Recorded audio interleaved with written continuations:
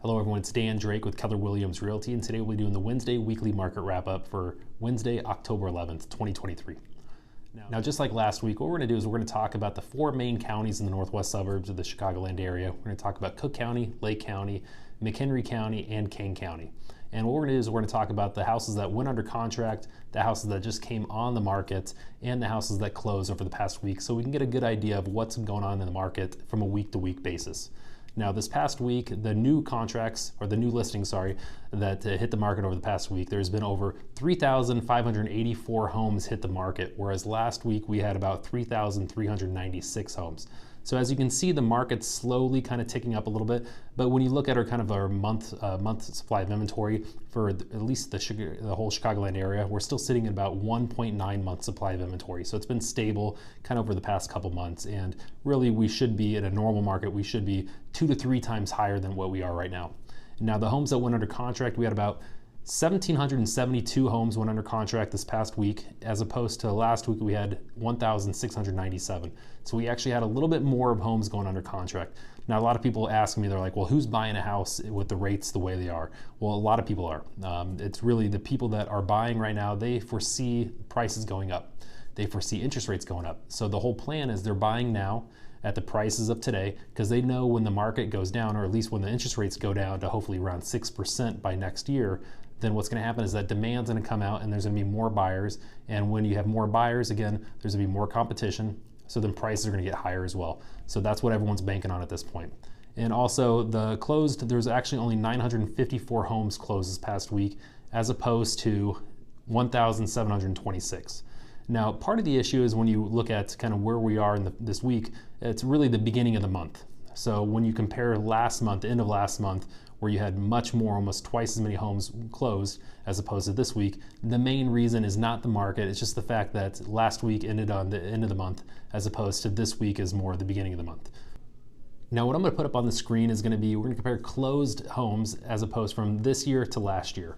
Now, as you can see, according to this graph, quite a bit of homes sold more last year than this year, and really the reason why is because interest rates were, again, much lower. Now, they were obviously higher than they were in 2021 and 2022, but the difference is from this year in 2023, we're looking at interest rates right now at this point in the mid-7s, whereas probably this time last year we're looking at around the mid-5s.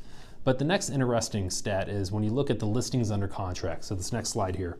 Now, as you can see, over the past at least a couple months, we've been tracking more homes are going under contract, at least on a weekly basis, than a per weekly basis last year. Now, a lot of people say, well, Dan, why are the closings so much higher than the last year than this year, when we're tracking under contracts are higher this year than last year? Well, the main reason is a lot of these homes, I wouldn't say a lot, but a lot of the buyers are having second thoughts, right? They're getting in over their heads. So when you see these stories coming out talking about more and more buyers are canceling, that is true. Because as you can see, the homes that are going under contract are at a higher clip than the ones that are closing. Now, the flip side of that is this, is once the house goes under contract and they end up canceling, trust me, there's another buyer waiting on the sidelines that is willing to scoop it up. So that's the difference. Even though you see a lot of these news articles coming out saying a lot of buyers are walking away, don't get alarmed, because trust me, when that buyer leaves, whether it's buyer remorse or anything, there's always another one sitting in the wings. Now, the last thing we're going to talk about here is new listings. Now, according to the graph, as you can see, we're averaging less new listings per week as opposed to last year. And that is the reason why, folks, the inventory has stayed low and the demand is still high. So prices are high because of the fact that supply is so low. Now, we're hoping next year, when interest rates hopefully tick down, hopefully to the 6s, that there's going to be more people putting on the market. Because right now, if you talk to anyone, I see people on the street, they ask me, how's the market? And I tell them. And they always tell me, they're like, well, I'm going to die in my house at this point because I got a sub-4 interest rate. Which again, their motivation is not there yet. But at some point when that interest rate ticks down, hopefully into the 5s and 6s, and they realize that their life's changed a little bit, they're going to start looking to sell, and then inventory is going to increase as well. And one last slide we're going to talk about really comes down to the demand, and it shows you how we compare on a year-to-year basis.